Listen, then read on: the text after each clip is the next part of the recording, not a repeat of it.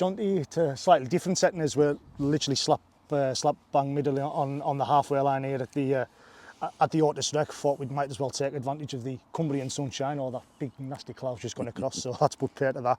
But we're going to have a bit of a catch up this afternoon. Obviously no match this week, so thought it'd be a good time to have a look back season so far, and discuss maybe a bit more in depth about a few things, and obviously look forward to the rest of the season. We've got a couple of questions in from the fans as well, a couple of funny ones in there as well, so we'll make sure we save them for the end. But we'll quickly look back at that York game. I know we discussed it obviously on Sunday, and obviously following that fantastic performance and victory over in York, but you've had an opportunity to obviously review back, look back at the video, and we've just spoke to Radio Cumbria, and you've mentioned there that you've got your target, your KPIs that you look for of negatives, of keeping them under, keeping yourselves under 30 in the game. This was the lowest you've seen in the last sort of 2 seasons so far, so just shows what a good performance it was against Andrew Henderson's York. Yeah, of course it isn't. Like you'll see, whatever level, whether it's Super League, whether it's, we went against Egremont last week on here and we put a ball down and they scored the next set, and so it doesn't matter,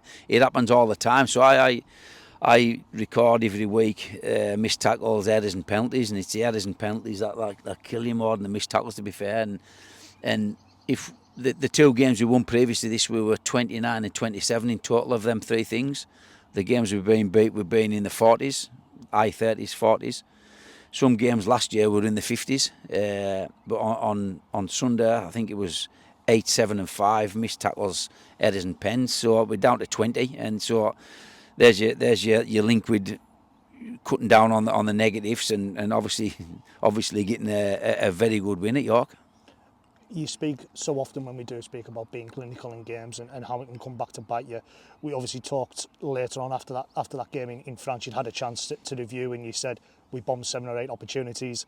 We then spoke after the Featherstone game where the performance was there, but we were unlucky to get the 2 points. But you said it was because we didn't take 2 or 3 opportunities on Sunday. There was still 1 or 2 that you've mentioned, but your side were clinical, and to be 36-0 up at York, there's not many sides will go to York this season, and it doesn't matter what sort of form that York side is in, that will go 36-0 up. That's right. Now I was gutted, to be fair, when they got the 16. That's where I'm at as a coach. I didn't want them scoring at all, and the lads didn't. But it's championship, and you clock off, and we clock off for 1 play, and they get 1, and then they're playing catch up, and they're scumming out the backside trying to get more points, and for 10 minutes it worked for them. But leading up to that, mate, that's the best we've been in a long time. Like you said, to go 36-0 up after 63 minutes, or whatever it was, 60, before they scored. I'm not saying it was perfect, but it was as good as we've been to get the perfect, to get to that score against a good side. Don't go on, they're struggling at the moment, but look at the players they're playing, you know what I mean? They've got a lot of ex-Super League and a lot of experience. In Garno's unplayable at times, and obviously it's not working for them at the moment, so we capitalised on that. But yeah, it was a great result, and fair play to the lads. I thought it was a great team performance.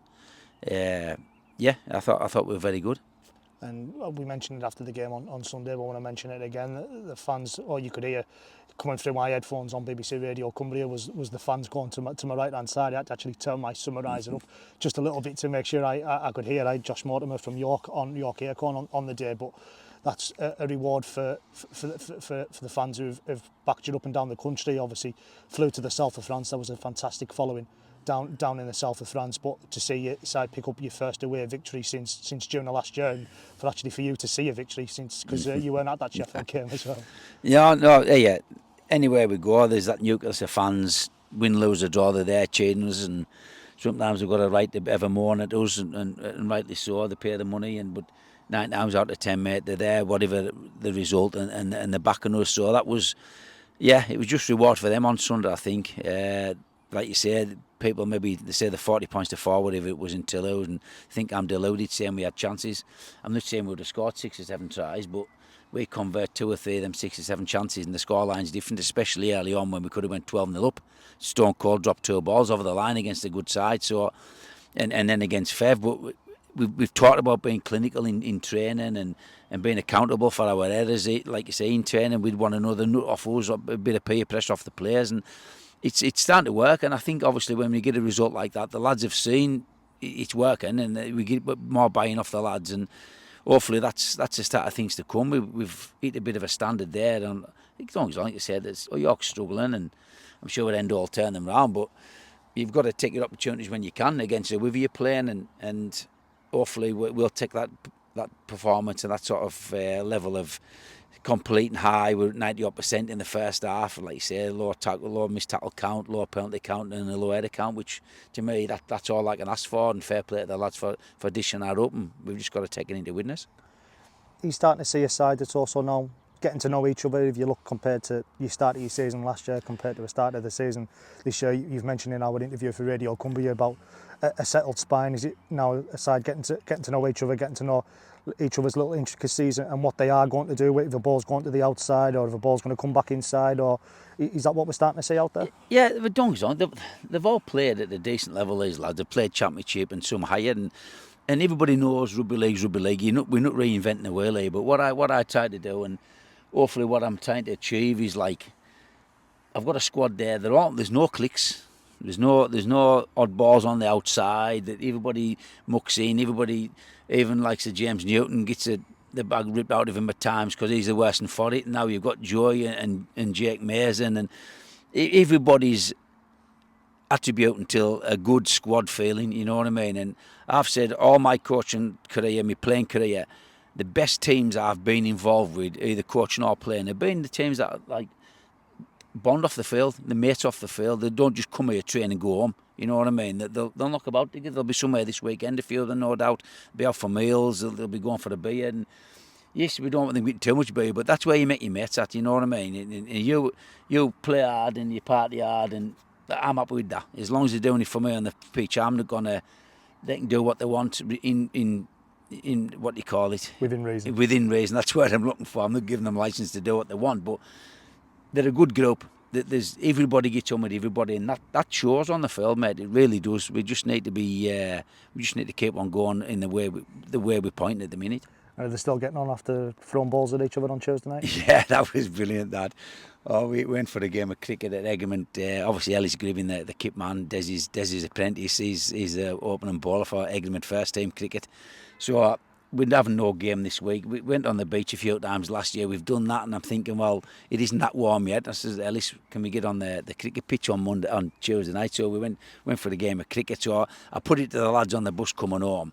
Right, we either have a UK versus overseas cricket match at Egremont, or we're down at the pitch and Simon's doing a concession with Broncos and everything on Tuesday night. So that was the option. The odds, obviously, we went cricket, and it was what the Aussies and overseas lads weren't going to do to us was something else. Bearing in mind, I was playing 53-year-old. Alcaro's older than me, and Desi's older than Alcaro. So we've got like well over about 160, 170 years ability in three of us, and they're all young fit lads, and I've played cricket this and I've done that, and we'll whoop your ass and all this crack.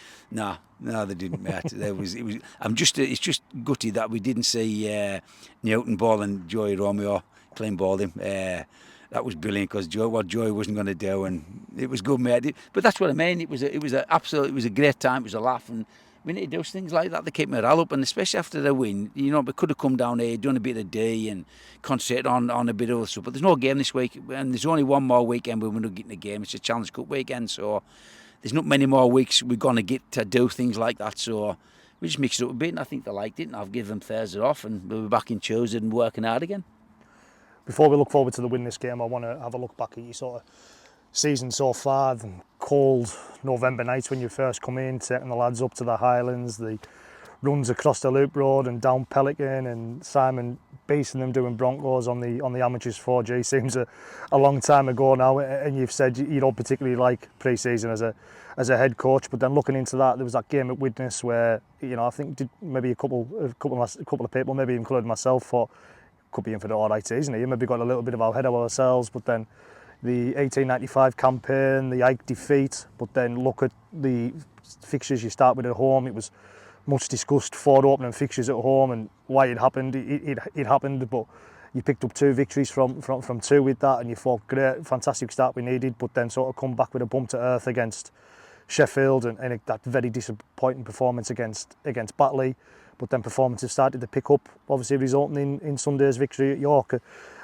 a lot we've fit in there, but considering we're only 10 games into the 10 games into your season and 7 games into a championship season, there's still a lot of rugby to be played as well. There is, I mean, don't get us on, we talked about off-season as coaches again, and Simon's done a great job. It's the fittest they've been, and we say this every year, but it honestly was the hardest pre-season I've seen.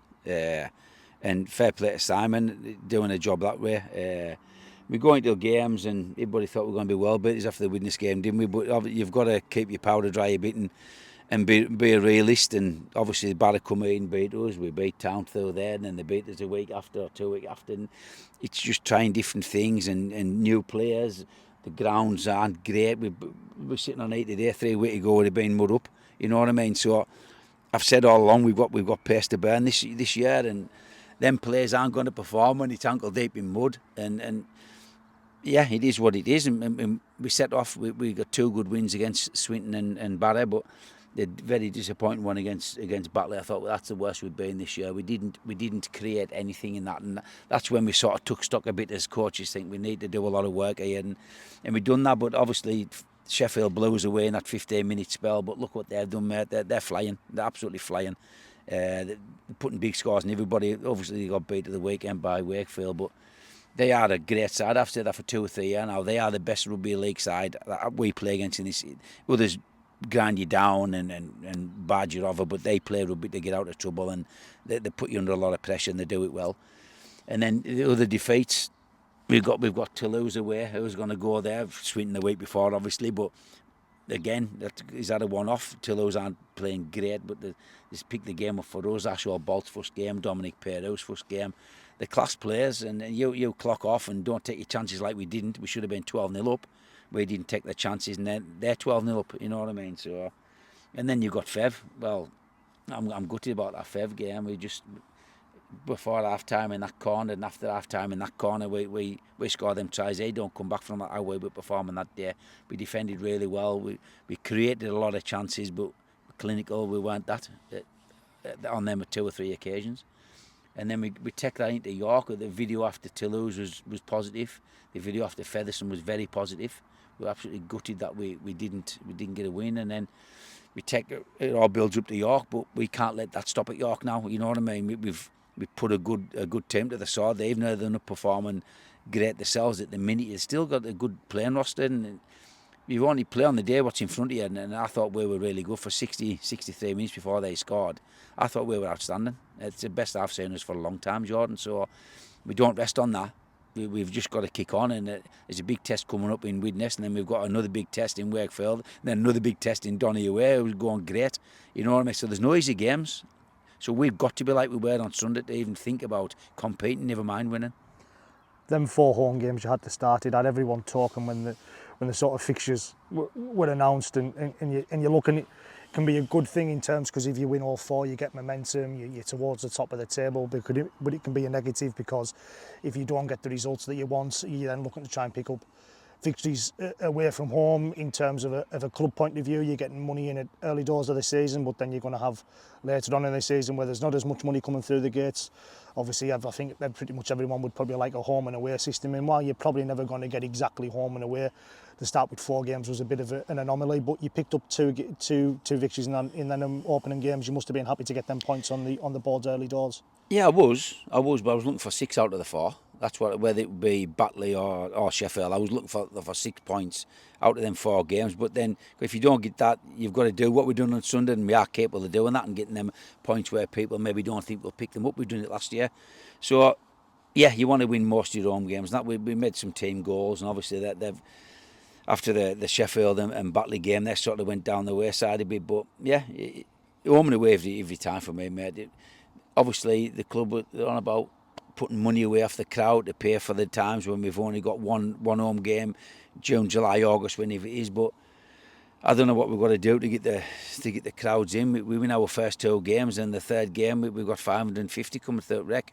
Was it the weather? Was it the football on? Was it the standard of rugby they're watching? Was it the prices? God knows, mate. I haven't a clue why. I don't know. Last year we were complaining that we've only got a card of 700 or 800. Well, that's now dropped to 500, and we need to push the boat out there for our next home game and fill it up with the work. Hopefully Wakefield are getting 6,000 and 7,000 home games. Hopefully Wakefield will fetch a few with them, and we've got the kids festival on and make it a community day. We need to do everything to get a big crowd, because God, we need it, don't we? That's the club definitely needs people through the gates.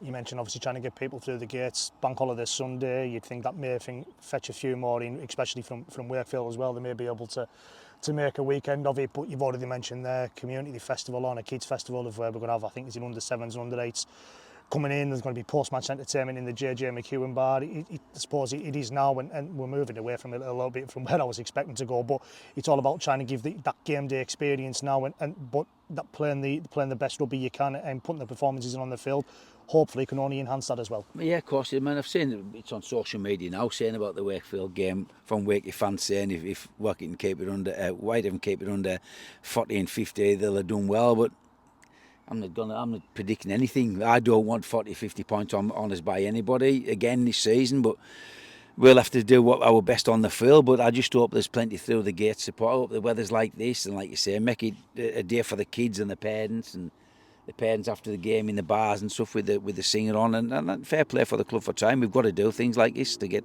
people through the gates, but they also want to come and watch a side who's trying and doing well, Jordan, and that's what we've got to do on the pitch. We've got to give 100% every week, mate, to try and get them do our bit to get the crowds up.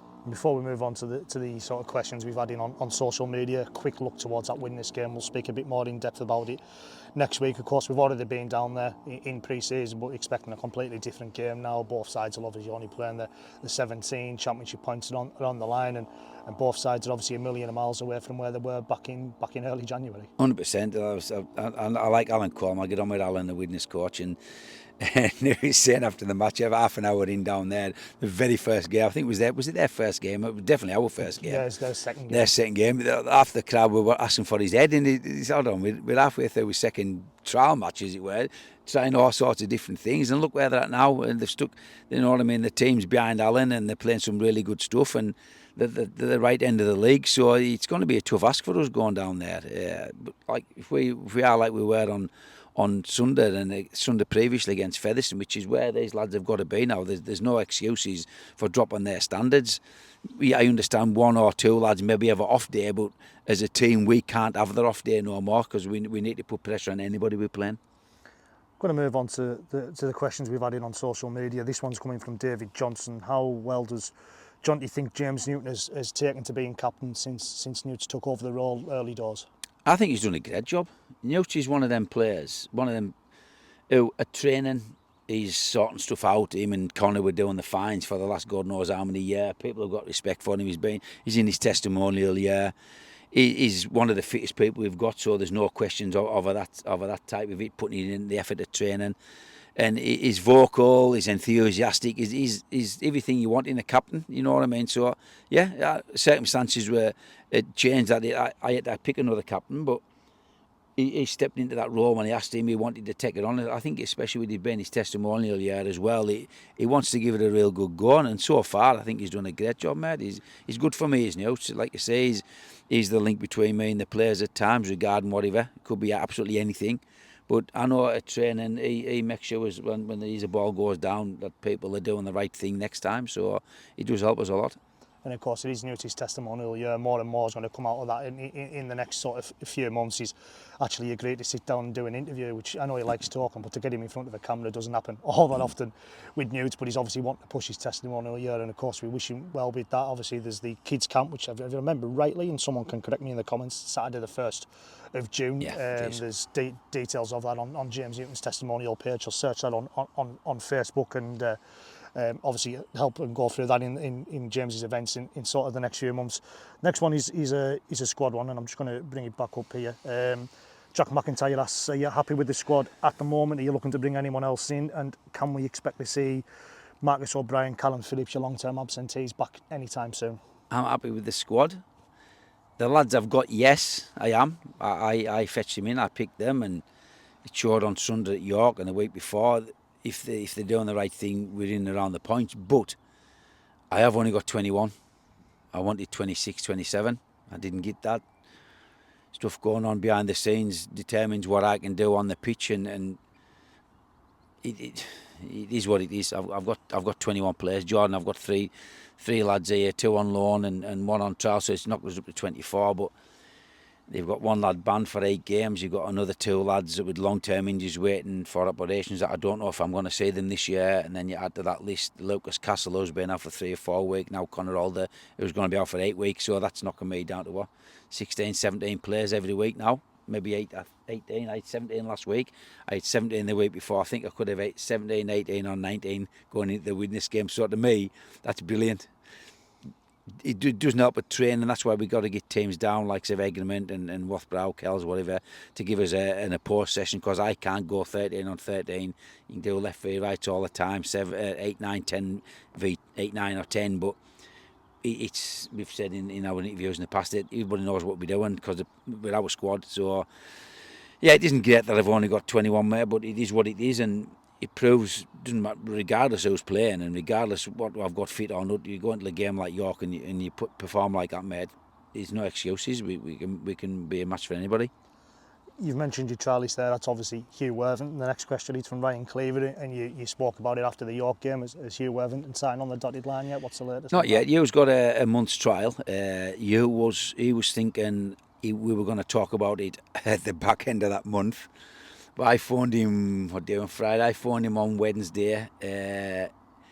He said he wasn't expecting it till the end of the month. I said I could have phoned him after his first game against Featherstone, because I've seen enough in that game to think, I've got a lad here who wants to graft. He does all the hard stuff. He carries well, he D's well, he talks well, he's fit, he can do a big minute. So my mind's made up on if I want Ewan up, which I do.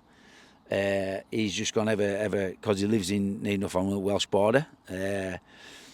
So he's going to have a crack with his missus this weekend and get back to me early next week. So I'm hoping it's positive news.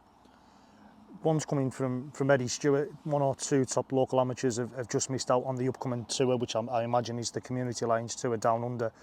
Would now be a good time to approach them? I know you're always looking in the local community scene, and you've approached players in the past, and for whatever reason that they haven't come off. Is it something you are constantly looking at, moving away from that as well? Yeah, of course, yeah. But you've got to remember, and it's tougher. This is a real tough one for me, because where we're at results-based business, I've got to get the right people in to be able to come in and do me a job now. Somebody who's just missed out on the tour doesn't want to come to Whitehaven to sit on the sidelines till he gets up to speed to the championship. They maybe are up to speed at the championship. Carl Dixon come when we were in championship, was he? I can't remember what it was. And Carl was the best, one of the best, if not the best amateur in the country at the time. Carl took it like a duck to water. The championship since then has just got harder and harder and harder. Can lads come in? If they're exceptional, yes, I suppose they could. Would they want to come to Whitehaven right now? It's a tough one, mate, you know what I mean? I'm always on the outlook. I know these players are. I've spoke to them in the past. It's a tough one. Everybody, if you've got luckily I've only got a squad of 21 sometimes, because I'm leaving nobody out with the injuries. But if I've got a squad of 27, 28 and they're in that squad and not playing, they're going to be asking me questions. Why? We haven't got a team. You farm them out on Joe Reg back to the amateur club, but do you sign to get farmed back out to your amateur club? Probably not.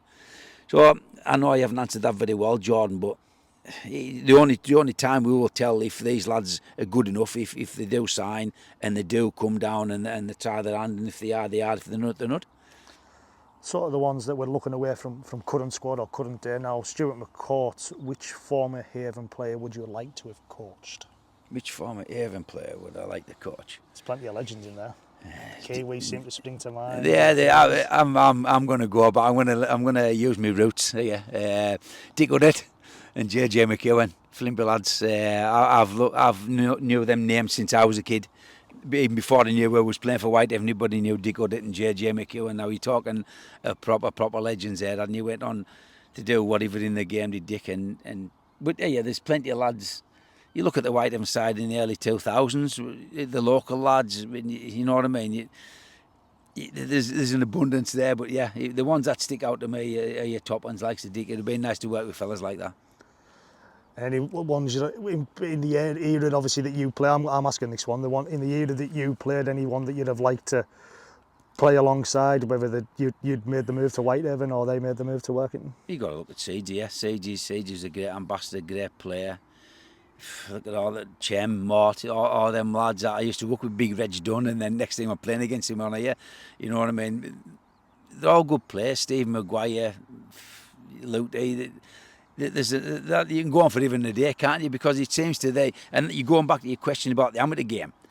Then, and yes, the game's evolved at this level, but then you could go into the amateur game and you are picking 4 and 5 players up a year to keep your team going well. And you look at that White Evans side back then and the Working side back then, they were all local amateurs. We'd 4 or 5 of your Kiwis, your Leicesters, your Leroys, and going back as far as Big Reg, and we were the same at Workington. You've got a smattering of overseas lads but the majority were real good amateur players, and yeah, you're going for the end of the day and name everybody, couldn't you? And the final one, and I don't know if you've seen this one already or not, from Darren Hendren. Would Jonty rather fight 10 duck-sized humans or 1 human-sized duck? 10 duck-sized humans. What was it? Would Jonty rather fight 10 duck-sized humans or 1 human-sized duck? Now, I know, Darren, and it doesn't surprise me he's put this question 10 duck-sized humans. I don't know. I suppose you could kick a duck about, couldn't you? I don't know, mate. That's a real bizarre question. I don't know if there's anything on the back of that, but no, I think I'll take my chance with 10 little ones, mate. Jonty, thank you very much. That's all. I'm just having a look with 26 minutes in. Your time's always much appreciated. Obviously, the weather's been good enough. We've been able to do it on a slightly different set, and I'm going to let you have the final word. Obviously, we've already discussed the Wakefield game, but just trying to get fans down for the rest of the season on these terraces, and just what can they expect to see from your side?